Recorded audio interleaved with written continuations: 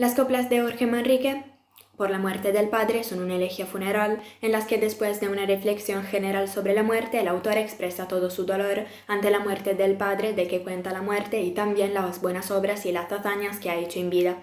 Las coplas de Jorge Manrique están divididas en tres partes. En la primera parte están todas aquellas coplas que cuentan sobre el tema de la fugacidad de la vida. En la segunda parte están todas aquellas coplas que cuentan la muerte de los grandes héroes o de los grandes personajes, mientras en la tercera parte están todas aquellas coplas que cuentan la muerte de un gran hombre, o sea, el padre del autor, Rodrigo Manrique.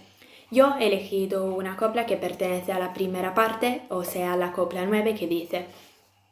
Decidme la hermosura, la gentil frescura y tez de la cara, la color y la blancura cuando viene la vejez, ¿cuál separa? La mañas y la ligereza y la fuerza corporal de juventud, todo se torna graveza cuando llegue la arrabal de senectud. En esta copla está presente el tema. El tema es la hermosura de la juventud frente a la inexorable vejez, y es presente entonces el tópico del tempus fugit, porque el tiempo huye, y entonces cuando un día todos